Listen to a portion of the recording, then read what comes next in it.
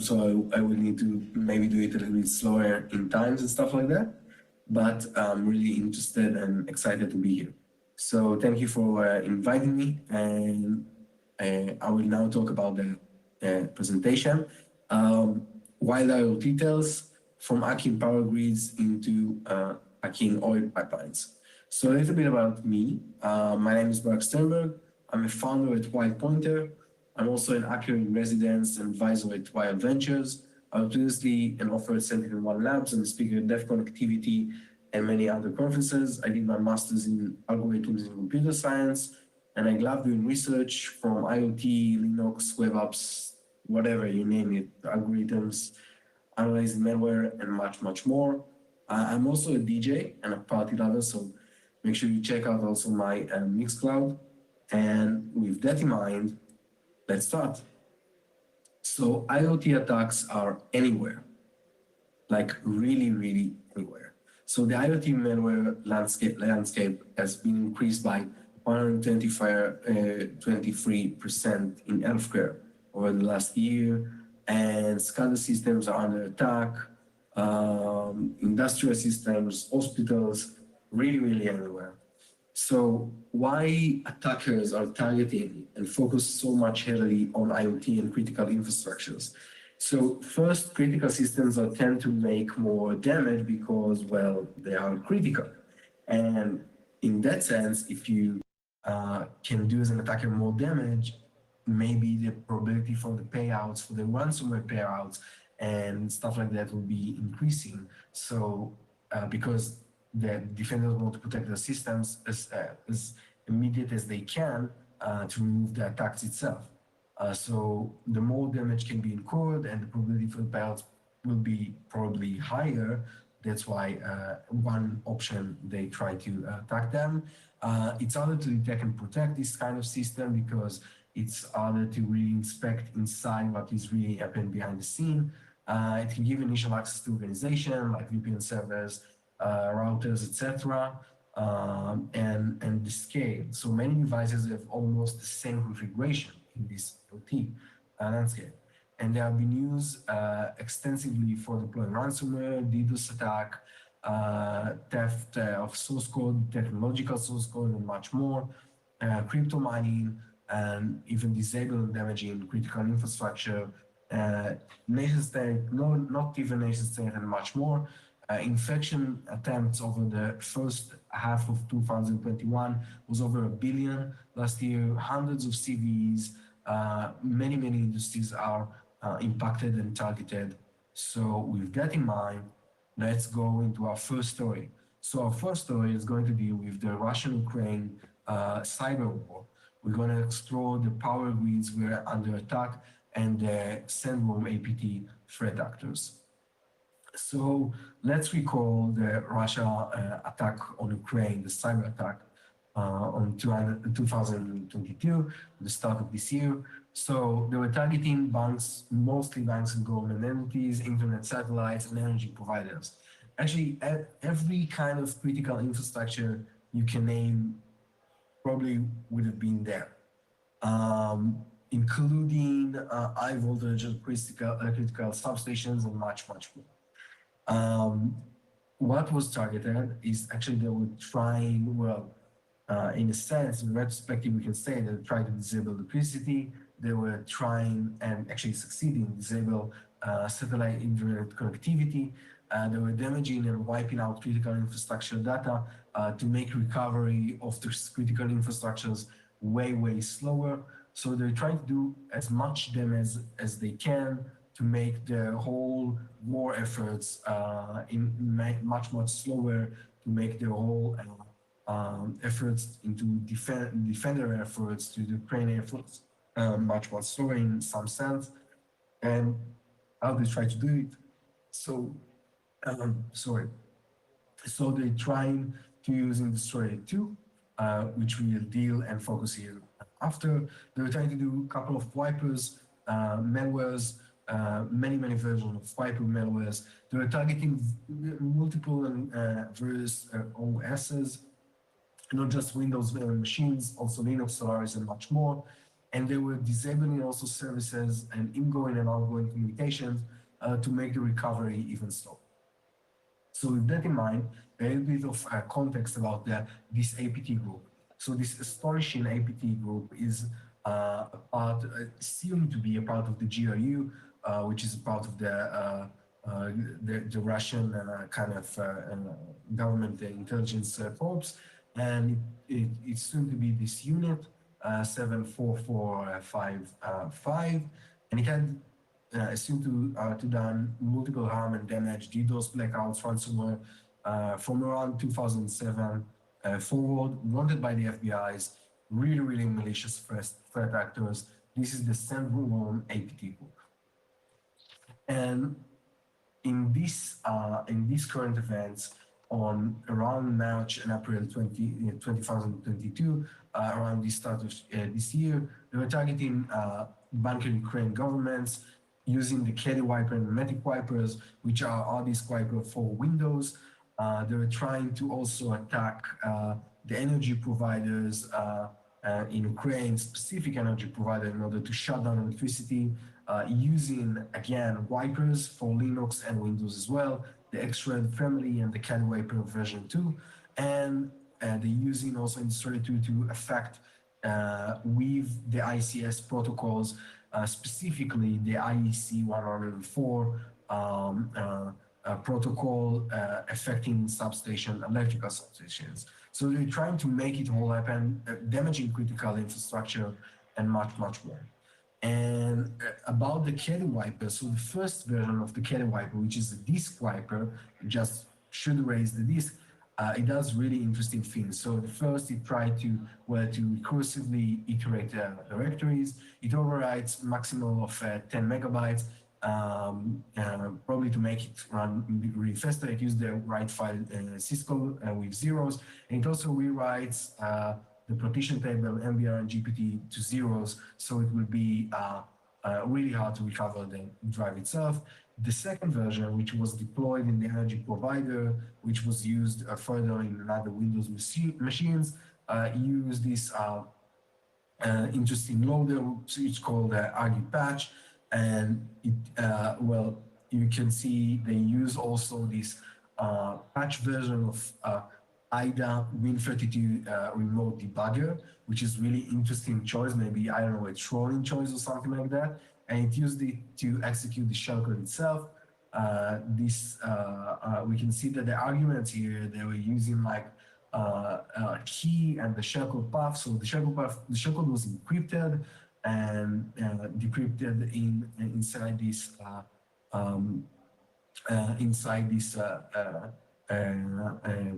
binary, and they also added a specific time argument for timing this attack on a specific kind of time as needed. And so this is like up to here about the wiper, the Windows wiper. The Linux wipers are also interesting. They're using either Shred or DD to just wipe the hard drives. They also try to disable the ingoing and outgoing communications and removing like the system, the unit configs, to make like the whole operation of recovering it really harder, because you can't like remote connecting to the machine and try to remove the malware. You need to really physically connect to it, because they were removing all the outgoing and ingoing communication before doing the wiping itself. And these are about the wipers. Now about the Indestroyer itself. So the Indestroyer, the timeline of it, we start with, again, the Russia invades Ukraine. Around the end of February, Russia invades Ukraine, and until then, it was assumed that the Sandworm was infiltrating and actually compromised some energy facility with an high voltage substations. So inside that facility, the Sandworm group actually already infiltrated, and is assumed to be waiting for the time to attack. So on the 8th of April, we know that the power grid attack was starting by some task scheduling of the Indestroyer 2. There was a task schedule to run it and affect the system, but fortunately they were detecting it and removed the threat immediately. On the 12th, the Ukraine said announced that there was the attack. On the 13th, actually the US, along with the FBI, NSA and stuff, announced also that they were found a new ICS malware, a new IoT malware called Pipedream that was much more generic and also targeting many more kind of devices. Maybe it was the future plan, maybe they didn't really affect it. We don't know any samples of it in the wild, really, as far as we know, that we're trying to affect specific kind of machines. We were trying to use it afterwards, and we don't know. So before we dive in about how the Industry 2, the second version of the Industry, they're trying to damage the electricity, the power stations in Ukraine, well, let's recall the Industry 1. So Industry 1 is, well, is responsible, assumed to be responsible in 2016 for the blackout for around an hour in part of the Ukraine capital. And it has this unique ability to speak the IoT protocols of IEC 104, IEC 101, and also OPC OA and stuff like that. It's really interesting IoT vector that really raised the bar and really sets the damage vector and impact that blast radius can be done with these kind of things. It actually directly controls switches and circuit breakers and protection relays. And one of the most exciting, depend on which side of the map, of course, but like one of the most interesting, I might say, about I'm excited about this attack would be that it was actually using DOS packets to make this system unavailable. So it was DOSing the Siemens protection relays to make them shut down. So whenever the turn on button will be switched, there will probably be some damage occurred because there were no protection relays. They were trying to do this really hard damage into this machine. They were actually using a 0-day in there as assumed to be by the syndrome group. So we can see on the left picture actually this device after being DOSed. This is the C-Protect Siemens device, and this is the Industry 1.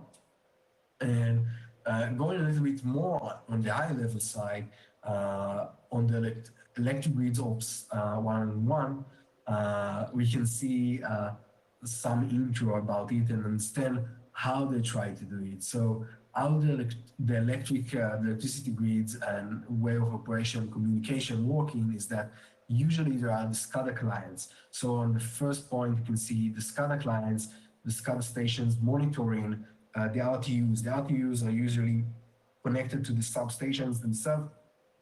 Each specific substation probably have its own kind of RTUs, the remote terminal units, and these units are connected to the SCADA clients using a router. So why they use a router? Because many times these SCADA clients actually can communicate over TCP/IP, and of course that like IoT devices, these IoT devices are not communicating with TCP/IP. They're communicating with IEC 101. So they use this extension called IEC 104, using the IEC router on the second point here to convert TCP/IP communication into this IEC 104 communication, and therefore the SCADA can communicate with the RTUs. So in respect to the destroyer, they were sitting on the SCADA areas, and they could actually control directly the RTUs. So they try to do both to communicate with the RTUs on the first destroyer. On the second destroyer, they were just, as we know, using the SCADA with IEC 104, which is this TCP extension of a IEC 101. Okay, so this was the main core of the RTUs IEC 104 and 101 protocols, but on a higher level, by the amazing paper by Dragos Crash Override, we can see that there are many ways to communicate with these substations. The SCADA clients can actually control multiple kind of devices, PLCs, RTUs, and RTUs with different kind of protocols. The engineering orchestration is usually used to control with over TCP/IP the slave RTUs, But there are also other possibilities attackers can use to attackers, not just attackers, of course, also engineers and the main controllers of these systems. So the OPC server is one way to control the PLCs, and the HMI, which is the monitoring infrastructure that can be used as well to control the RTUs over the IEC 101 protocol. So this is the basic about the electric grids operation. This is our network, kind of a templated network for a station from electric grid station facility maybe would look like. And with that in mind, let's look about their intent. So in the story of first attempt, the first one in 2016 was assumed to be the following. So they were trying to de-energize the power lines. Then they were trying to deny operator visibility and control. In the new industrial version, they were actually wiping out the hard drive, wiping out computers to make them unavailable to communicate with the devices. Afterwards, they were disabling the protection relays, and they were waiting. So what do I mean by they were waiting? So they were waiting for the operators to turn off the device, because now they want to have the protection relays to help them whenever there is shortages or high voltage scenarios. So whenever the operators will manually turn on the electricity without the protection relays, physical damage would be done, and that's where the original intent in the first one, probably in the second one as well. They want to damage efficiently and effectively these lines to make them disabled for the longest period they could done. And the second version, this is the recent one published in, found out and published in March, in April this year, at these two samples. It was task scheduled for April 8th on the afternoon, and this had this also interesting debug logs. And one config you can see here on the right, you can see the task scheduling, the schema, the XML. We can see that interesting debug logs, and no privilege was required actually, because they were just sending TCP/IP packets over the IEC 104 protocol. So they didn't have any admin privilege or any interesting kind of stuff. You can see here that the run level is also least privilege. So it's really interesting to see that the attackers were really focusing specifically over this effect and damage for the substations. These two samples and overall samples, we're trying to connect to around 11 substations, trying to affect and manipulate them. They were knowing beforehand. You can see here on the left screen, the pickup itself sending the data. On the right, you can see the packets themselves. They were knowing beforehand, specifically the IP addresses, the IDSUs, the IOAs, which are the addresses, the physical addresses, and the current properties of the things they needed. And they knew what they wanted to do. This was a range and sophisticated attack, was targeting specific ranges. They turned on and off the specific switches they wanted, not all off, not all on. They were targeting it specifically. We can see it also here. So for each, for example, in the first sample, we can see for each substation, they know the IP address, the IOIs, the addresses they were targeting, and what they would want to do with these IOIs. And again, they were manipulating the system, also using the caddy wipers, the wipers themselves. So they were doing like this movement all together parallelly of wiping all the hard drives and affecting the substations. So it will be really hard to recover the systems, and the damage will be permanent as they can. That's really astonishing. This really intense, amazing stuff. And also interesting, notable TTPs from this attack is that they were trying to use some new sophisticated ways to manipulate systems. So they were using enumeration of the domains, GPO rules, but hiddenly and silently without admin privilege, using some interesting method with IDSI adapters in PowerShell. They were scheduling attacks without task schedulers in, I think, the new version of the caddy wiper, which is really interesting, probably kind of a timeout or something like that. They had the prepared passwords and the IoT addresses. The initial compromise actually is not really widely known as far as we know for this time, but it's soon to be that they knew the attack vector itself. They knew they had these prepared passwords. They were in the system for many times before that, so they knew all the details. They really did intelligence over the systems before using and attacking them. That's really astonishing. They did this interesting no mimikatz technique to do credential dumping. They were using this LSS dump with mini dump, like kind of similar to the crash dump kind of thing when something's probably kind of crashing, but using kind of different kind of DLL as we see in here. So this is interesting way to dump the credential. With that in mind, we go to the second story. So this was about the Industry 1, the Industry 2, amazing attack, so many interesting TTPs, and was planned to be highly effective, but unfortunately, it didn't go out as planned. So it was fortunately a good thing, but attack was really threatening and interesting. The second is about the ELF system in Ireland. So the ELF systems in Ireland is composed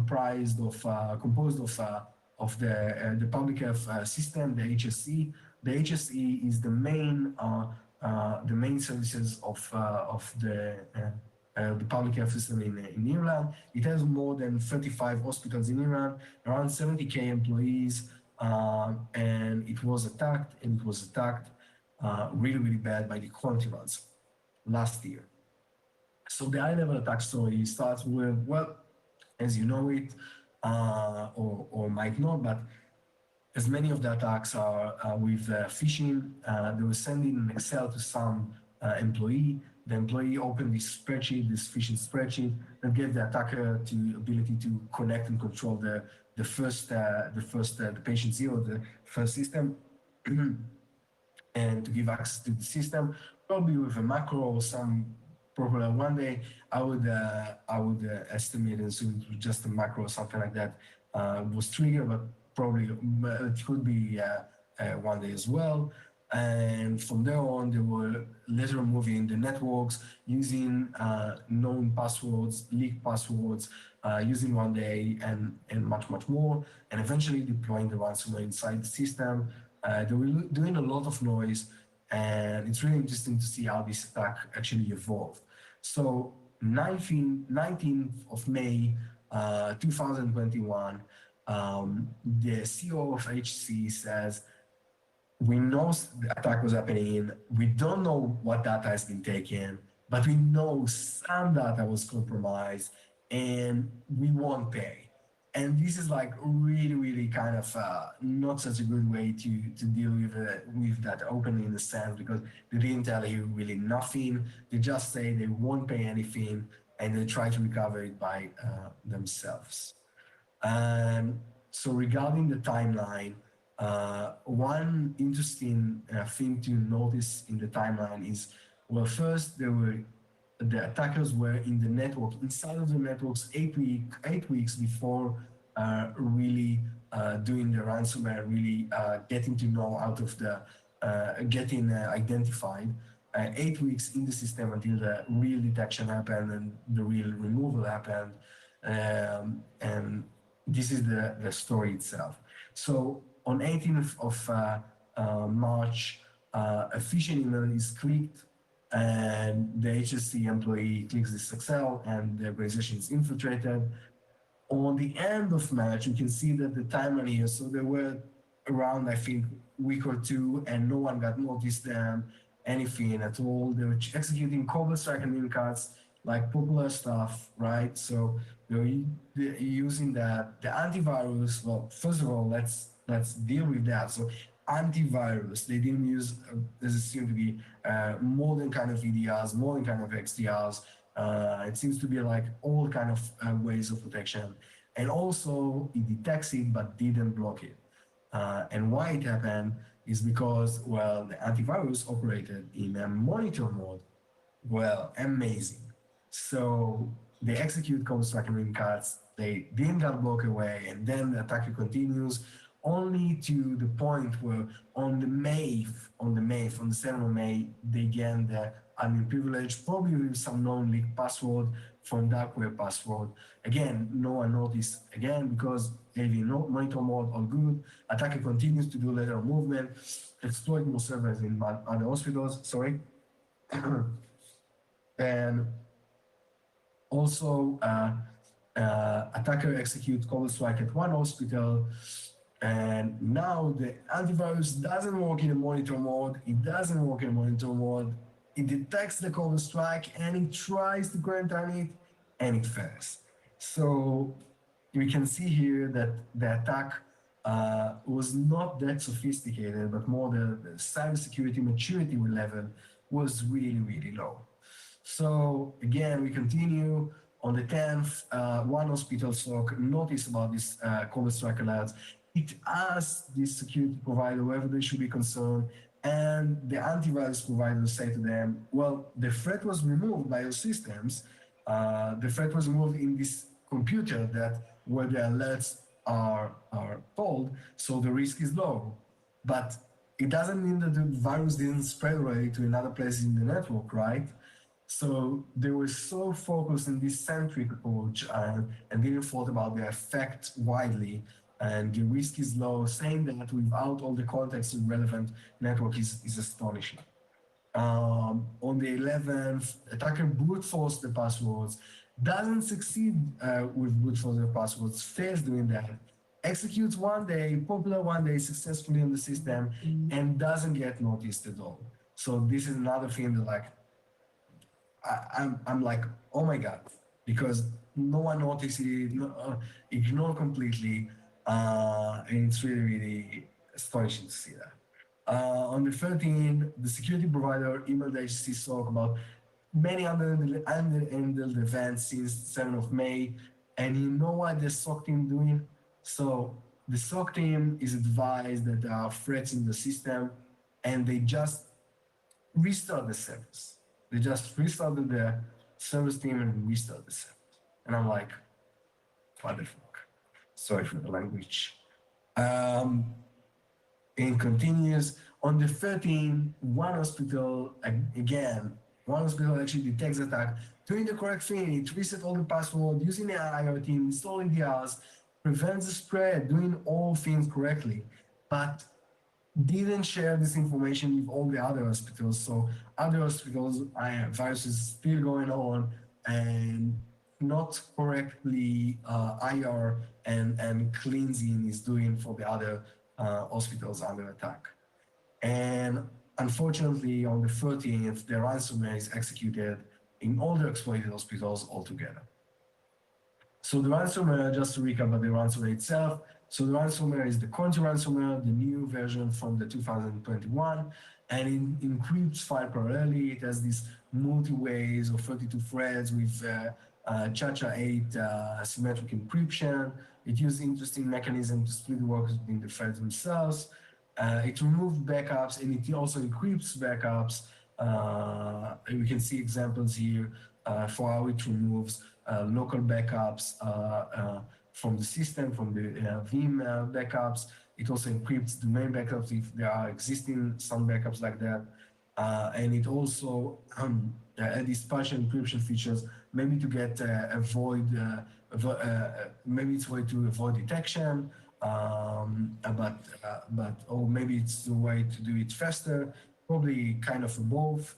It encrypts parallelly with jumps, the files, with 1 megabyte of jumping in between of them. So that's a cool thing. And the impact on the news is really bad. So this is from the site, from the web archive sites of the hospitals themselves. We can see many hospitals got cancellations, CT scan cancellation, MRI cancellation, appointment cancellations. More than 20 hospitals got affected. You see also comments on the web, people waiting for treatments for weeks and months for treatments, and now this cyber attack, and they can't get treated because there's no appointment, no nothing. It's really, really bad. That's really sad story, I believe. So the aftermath of that, more than 20 hospitals got impacted, appointments and IT system got shut down, X-ray machines, CT scans, appointments, and much more got shut down because their IT systems, many of them shut down. Interesting to say that maybe attackers got conscience in the middle. I don't know. Maybe they seem they raised really the impact really bad, and they demanded initially 19 million dollars, but they gave up and sent the keys. Nonetheless, it was still hard to recover, 3 months to recover. Only by the end of September, the HTC recovered more than 1,000 servers and around 1,000 applications themselves. Really bad attack, high impact. The estimated damages, without even paying for the key itself, without even paying for the attackers, was around $600 million estimations out there. Really bad because of the recovery, because of the decryption, because you need to clean all the system, to check all the system, because you need to update the system, replacing them. They have this old system called, I think, NIMS, something like that, which is an old kind of hospital kind of related systems that is really hard to update. So really bad again, and the cost of this would have been really high. Also, data leaks, more than 500 internal records was published out there. And yeah, so this was the aftermath. What we can take from this attack? So we can take from this attack is, well, first, configure your security tools. There are so many non-configured security tools, non-updated ones, more than 12 months without any updated antivirus rules, old system, this new system, probably any more kind of 1 2 years before and one day could have worked in this system because they weren't updating. The attack was not that sophisticated, but more that the defenders were not prepared. They had this low cybersecurity maturity in the systems. You know, IT asked every provider a threat removed. They say yes, the risk is low, and they didn't do nothing after that. They don't share the information. They restart the servers as a protection mechanism. Really astonishing, really bad. They didn't have ways to prioritize and the standard way to mitigate and to deal with incidents. So attacks will happen. They didn't have a way to mitigate them correctly. Communication, they were lacking communication, sharing data between the hospital, even when the attack and ransomware occurred. So really bad attack, misfortunate or also mispreparedness and misorganization as well, and many points to be taken from it, and many interesting bullets from here. So our last attack we're going to deal with and we're going to tell about is the Colonial Pipeline attack. This will be our concluding wise story event. So Colonial is one of the biggest companies from oil transportation, gas transportation. It is one of the biggest pipeline in the east coast of the USA. We can see the pipeline route on the picture on the right. This is the largest pipeline system for refined oil in the US. More than 50% of the fuel consumed in the East Coast is actually arriving through these pipeline systems. And it's really important in the aspect of oil and gas from anything. And yeah, it was attacked, and it was attacked really bad. So on the 19th of May, the Colonial company shuts down its pipeline, the Colonial pipeline. And why it was doing that? It was doing that because the PCs managed, the Colonial pipeline got attacked by ransomware. They will notice this ransomware was going on, and they will immediately shutting down the system and handling that. The attacker will probably use the attackers probably used some unused and old VPN account, password they found in the dark web without multi-factor authentication, without two-factor authentication, really bad. And then also the Biden administration involves in that, and also entering into the picture, helping them. The FBI actually corresponds and managing, helping managing the event as well. This is really a nation state kind of thing, really a nation state widely important subject. So they were really trying to help in this course of events. The timeline of this attack was it was assumed to be on the 16th of May 2021. And first division probably estimated to be there. Data was stolen. Probably, as I told you, with this leaked dark web password, they were infiltrating the systems. The ransomware starts on the 7th of May. The US government immediately informed, and the pipeline is also taken to minimize the exposure. You would ask yourself, like, shutting down all the pipeline, but remember that at this point, they didn't know if the attackers were actually trying to manipulate and even damage the pipeline itself. They didn't know anything. That's really important point. So I believe that they're doing correctly, taking down the pipeline to minimize the exposure and the impact and the blast radius of the attack itself. Few hours corresponding and with supervised by the FBI, they were actually paying. So they were paying around $4.4 million, 75 bitcoins to the attackers themselves. And a couple of days later, 5 days later, the pipeline is fully restored. But we can see here that it wasn't restored without any impact, without any damage. Many gas stations were actually impacted. Gas prices went high. We'll talk about it a little bit later in the slides. So regarding the APT group, it's soon to be the dark side group. This APT group is soon to come out from Eastern Europe or Russia. It has this interesting business model, which called RAS, ransomware as a service model, which they operate ransomware services. They will help attackers, cooperate with attackers to deploy the ransomware and take shares, take cuts of the deal itself. They develop also the malware itself. This is the notice they're doing. On the 2021, it was called the dark side ransomware. This year, it's called the black matter ransomware.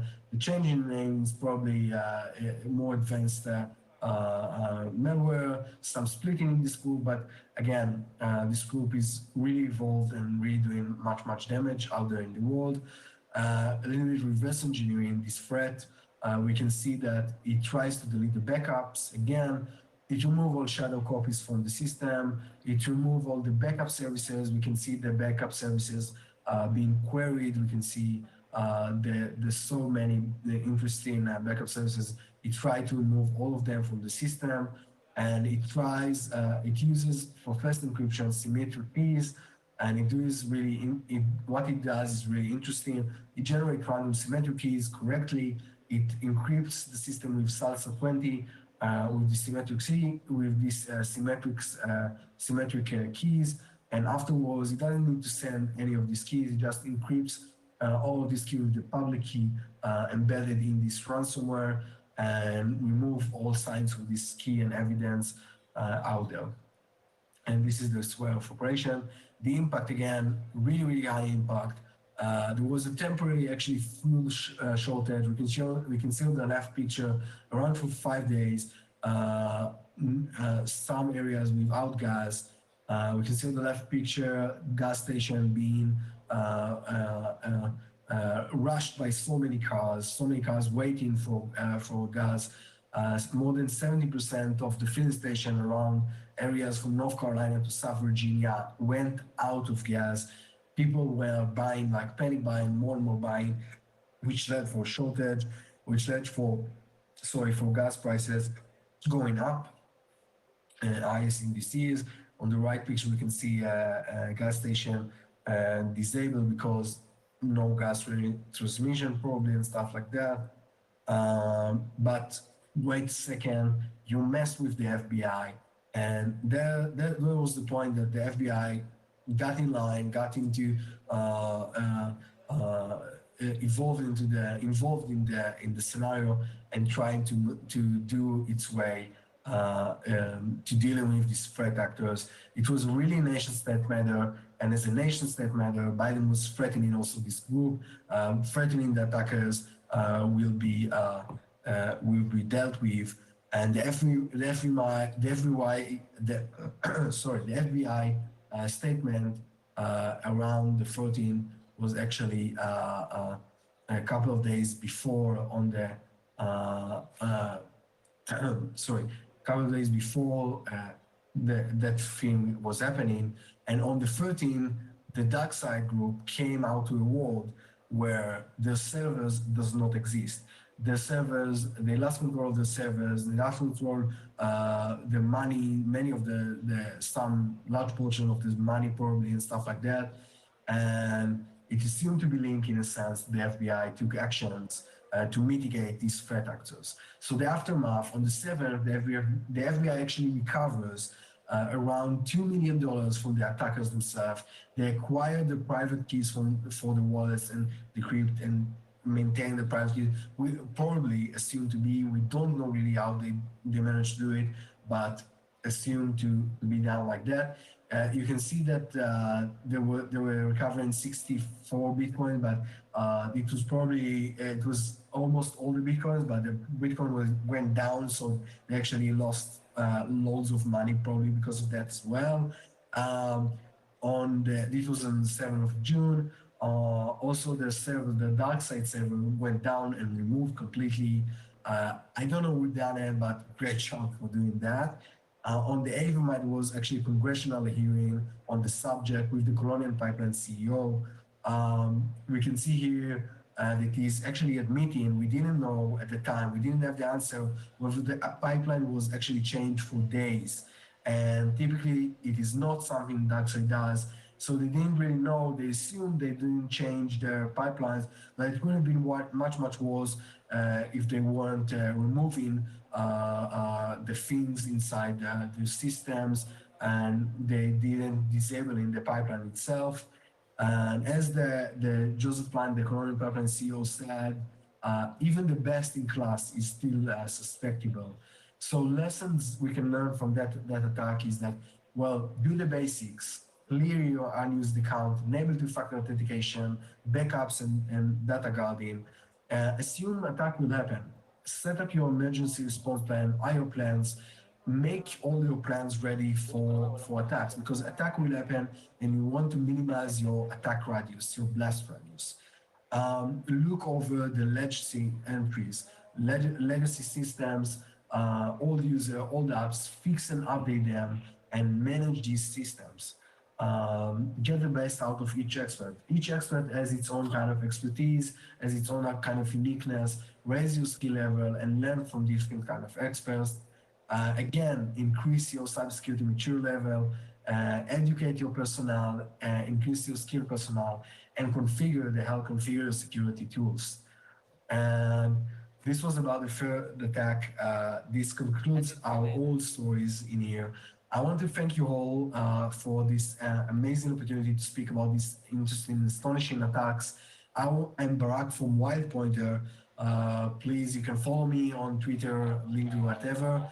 And I was really excited and interested giving you this talk.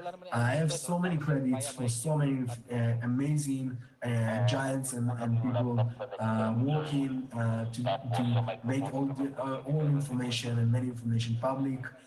Thank you, all these groups for sharing your knowledge as well. With that in mind, thank you. That's it. Thank you very much, Barak, for that wonderful talk.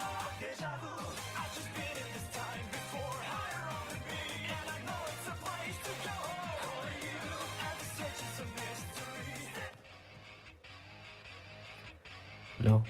Okay, so yes, we are live, and if you guys have any question for Barak, I'm sure Barak, are you able to hear us from here? He's holding the microphone, and you could ask your question live. Barak, are you able to hear us? Excuse me? Can you hear us? Yes, we Yes, can hear you. I can hear. Yes. All right, so I'll be opening up the floor for some questions. Although you're not seeing it, we do have a lot of people listening to your talk right now. So, from anyone, does anyone from the audience have questions Sorry, for? please raise the voice a bit. So again, for anyone who has questions for Barak, do come on stage. Anyone? Are you all good? All right, I think we're Sorry, I don't hear. hearing them, right? So how about this for everybody that are here physically? If you do have questions, Barak's contact details is already on the screen. I hope you don't mind, Barak, but most did be reaching out to you personally for some questions. Sure, no problem. All right. Thank you very You're much welcome. for your time, and we really appreciate you doing this for us. For sure. Thank you for inviting. All right. Have a great day. Thank you. Bye bye.